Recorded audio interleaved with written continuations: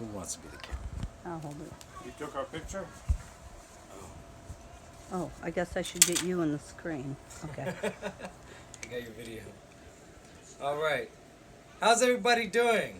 Good. Right? I haven't seen you guys in, what, a week now? Yeah.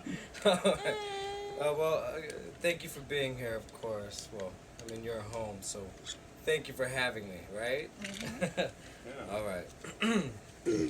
So this is over bail bonds. I put together a little policy speech. I have to talk about, my theory on bail bond, on the bail bond system. So honestly, for me, the bail bonds it's a biased and unfavorable, and I think a life-threatening private sector industry that should be eradicated and replaced with a federal policy that allows judges the full discretionary decision-making over whether people should or should not be detained until their trial hearing. So the problem with bail bonds, honestly, is that it more or less rewards the wealthy and punishes the poor. And the reason why is because, wealthy people can't afford to pay their bond. So if the judge throws a $10,000 bond on a defendant, somebody who has the money to pay that $10,000 can do so, versus somebody who's poor who doesn't have it. And those who are poor have to sit in a jail cell until they're either found guilty or innocent. So a lot of people experience job loss. A lot of people have to find alternative child care. And some people lose their kids altogether. Right.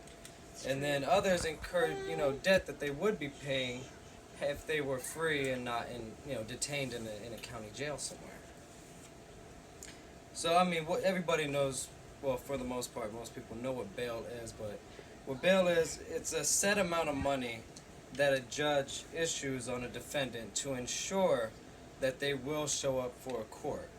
And it also ensures that they're going to pay their any fines or penalties or fees that the court puts against them. So it's insurance, really, what it is. And the way that it works is you post a cash bond to a bail bondsman. And what they do is they take 10%. So the bail bondsman actually takes that 10% cash, and they keep that 10%. But the 90% to cover the rest of that bail bonds, the bail bondsman takes the rest as collateral. So any assets you may have, any friends or family who will put up the additional 90%. So if you don't go to court, you lose everything. If you go to court, then you get that 90% collateral returned outside of whatever fines or fees or anything that it may be applied towards. And really what it does, you pay that bail bondsman, and then with all that collateral and that 10%, it ensures that they release the defendant from jail so that he's free or she's free to go about their daily lives until the trial hearing and until they're either found guilty or innocent. So there's two types of bail. There's criminal and then there's civil.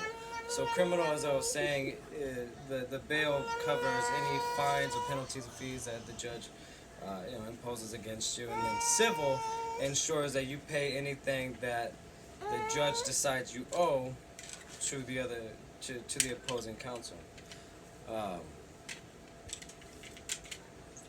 So I pulled some statistics. So according to statistics that were collected from the World Prison Brief and the Institute for Criminal Policy Research and the Birkbeck University of London, there are approximately 2.2 million people right now in prison here in the U.S. 2.2 million people. Yeah. The next runner-up is China with 1.7 million people. So we're number one in the world for the amount of people in prison. The third is going to be Brazil with 688,000. And that's only half. That's less than half. That's a quarter of what we have here in our prisons. Russia's at 587,000 and India's at 427,000 prisoners. Wow. So if you think about it, That is. the five most populous countries in order is China at 1.3 billion people. India, 1.2 billion people, and the U.S. at 330 million. Next is Indonesia at 263 million, and Brazil at 209 million people. That is amazing. So we're only third on the most populous countries in the world, but we're number one for prisoners. China, which is, as far as the square mileage, is about the same size as the U.S., but density, I mean, they're what are they? 4 times what our population is, and yet we're almost double their prison population. Wow. It's That honest. is- It's astounding that is how many amazing. people in this country are in prison or county jails. So according to a study conducted by the Prison Policy Initiative, there's about 730,000 people in jails, in U.S. jails alone. So 1/3 of the population of inmates is in a county jail right now. Wow. 2/3 are in prison. They've all been, convicted of their crimes. At least 1/3 are sitting in jail waiting to be convicted, or have been convicted and waiting to be sent off to the prison systems. And then the North Carolina Department of Public Safety, they estimate that the annual cost per inmate on a minimum security is $31,091 a year.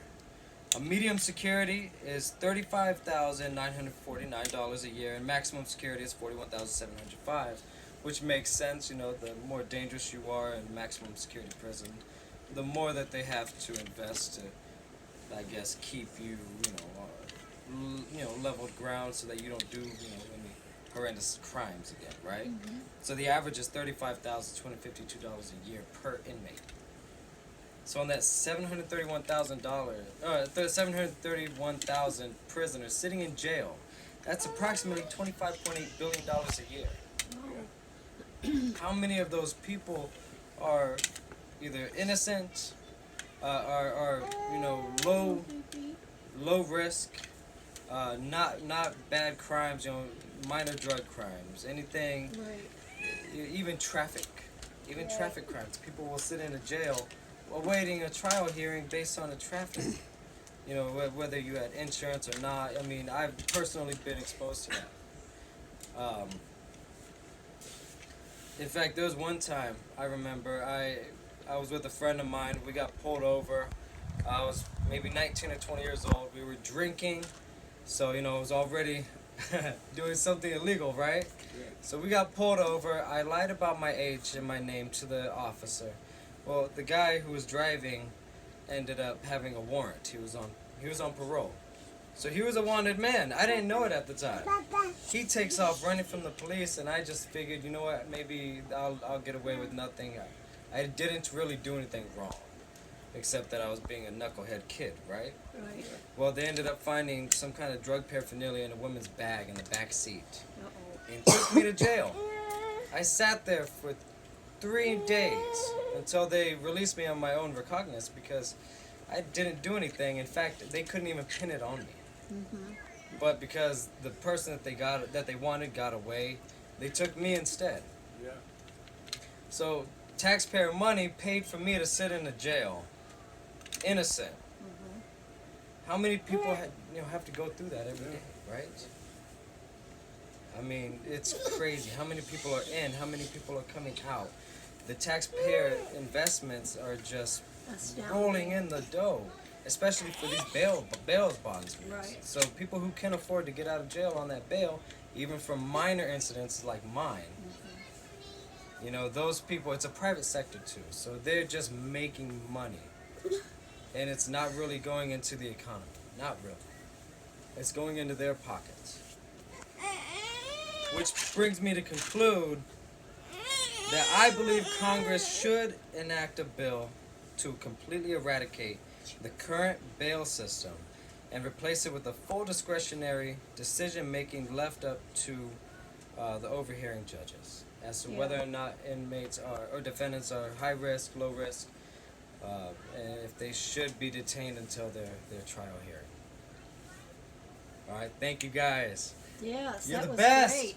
especially Thank you, you. Brandon. Any conclusions on why we have a higher rate of Honest, did you stop it? criminals?